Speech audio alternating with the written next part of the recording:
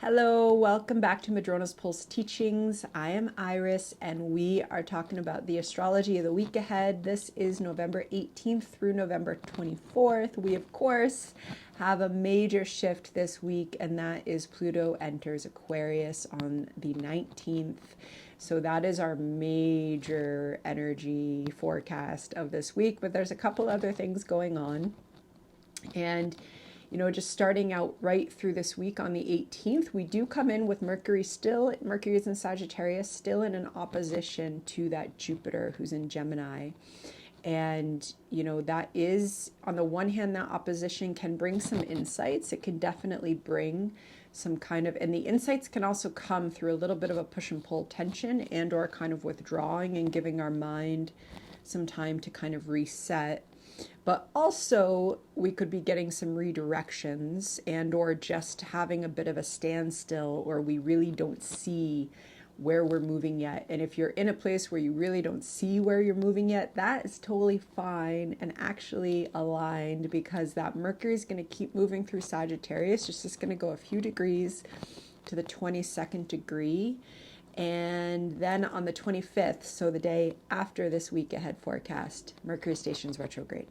So just knowing that we are moving with that Mercury who's slowing down. And as that happens, sometimes the gears in our mind are needing to slow down a little bit. Now that's happening as Pluto enters Aquarius.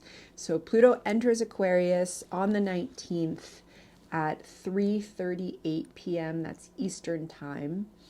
And it's here.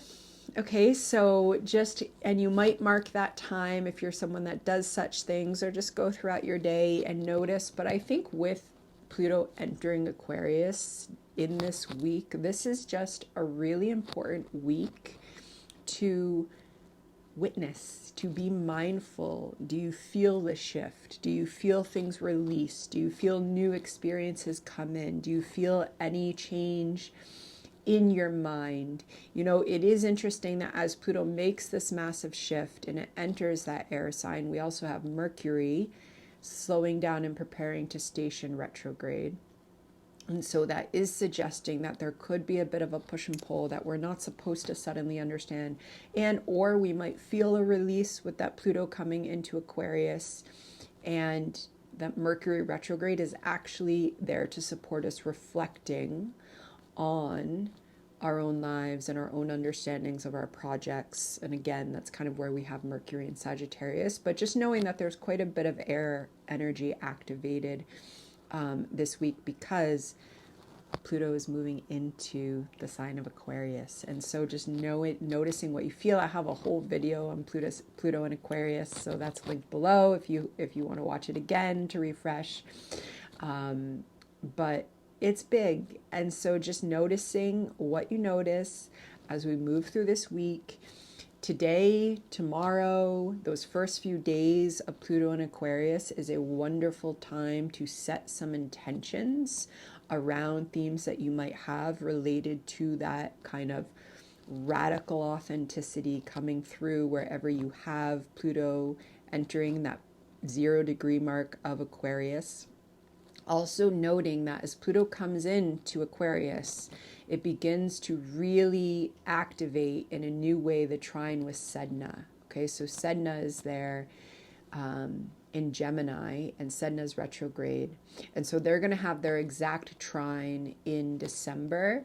But this is a very powerful moment for transformation, especially in our own kind of soul drive, healing archetypal wounds. I'm so excited about this. I made a workbook for the Sedna and Pluto trine that some of you have gotten into, and it is really powerful energy for transformation of our own archetypal wounds, of how we relate to our woundings, of how our woundings are in actuality something that can take us into dimensions of such immense transformation and empowerment through the radical death and rebirth of self and identity that both Sedna and Pluto in very big ways and archetypal ways really do bring us into. So that opportunity is arising. And, you know, that is almost, you know, also this week, we're going to have the sun leave Scorpio and enter Sagittarius on the 21st. And so, of course, as the sun does that, the sun is going to sextile that Pluto in Aquarius, and it's going to be opposite Sedna. So there is this cosmic conversation that really does arise this week with kind of that sun and Pluto and Sedna. And, you know, of course, the sun coming into Sagittarius is opening up that adventure seeker, wanting to understand, wanting to learn. Sagittarius has a buoyancy to it, kind of a spirited optimism to it. And so there could be this moment also of really leaning in to the optimism of healing, the optimism of radical transformation that this kind of Pluto talking to Sedna conversation can bring us into. And so knowing that that is here this week as we have this mighty transformation that comes about for us individually and collectively as Pluto enters Aquarius. And again, you know, on our own individual journeys, really just witnessing, do you feel shifts? Does anything open up for you? It is a big shift from that earth energy, the final degree of Capricorn, into 0 degree of Aquarius. So just witnessing and rolling with it, because that is what we're doing in November. And then the only other thing I really wanted to mention is that as we do come to the end of this week, we have 2 nice trines. You know, as we get to the 22nd, we have a trine between our Mars. We've been doing lots of stuff with our Mars in Leo, who's going to be coming to at the 4th and into the 5th degree of Leo, and is going to be trining the North Node, okay, and also sextiling the South Node, but trining that North Node in Aries. And so there we have this nice surge of fire energy, of creative drive. That Mars went through a major transformation with Pluto. It's not over. Mars is going to station retrograde at 6 degrees of Leo in December. We are going to be journeying with this Mars for quite a while. But just knowing that there is this surge of that kind of creative drive of our primal fires in a healing, kind of reclaiming type of way, and also knowing that that's going to get reworked. But we feel into it this week, and at the same time, as we approach the end of the week, Ceres, our Earth Mother, who does so much for us, and she's still in Capricorn. She is going to trine Uranus, okay? So she's going to be moving through that 25th, 26th degree point, and she's going to trine Uranus, who's there in Taurus.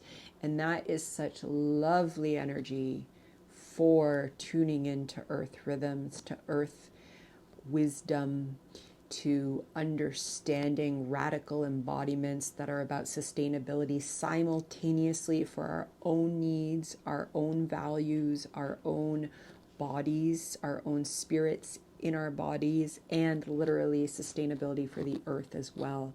So that Uranus and also Ceres, you know, they're both in these Uranus and Taurus. Ceres has been in Capricorn. They are really offering support and wisdom for radical, wise changes around how we relate to the earth, how the earth is always in relationship with us, and really helping us and humans at this major time, Pluto entering Aquarius, to shift our social patterns in order to come into more relational, loving, radical ways of being in relationship with the earth that are sustainable both in terms of the ecosystems that we are part of and our relationships with them, and then also how that sustainability goes into our own bodies and minds and psyches and hearts and relationships and communities. And it can really be a radical shift of how we view life here in relationship with Earth. And of course, there's so many indigenous wisdom traditions that help us learn about those relationships. And Ceres just trining that Uranus can really bring some of that energy up. And it's also about nurture, right? Because Ceres is also about what nurtures us. So there might be some kind of radical insights awakening as the end of this week. And of course, that Uranus is important because Uranus is connected to Aquarius and Pluto's entering Aquarius, okay? So that Ceres is also resonating strongly as she's been doing for months and months. And then, of course, we're going to end the week on the 24th, and Mercury's going to station retrograde the next day. So again, remembering that the gears are shifting in major ways, and it's really important to kind of just tune into what's here and not push. We don't want to push through things when Mercury is about to station retrograde, and just kind of come into that co-creating, okay, I'm being redirected. How am I going to shift my focus and see that this might actually be an opportunity through this redirection? It's not always the easiest thing to do, especially if it's an idea or a plan or a day that we're really attached to.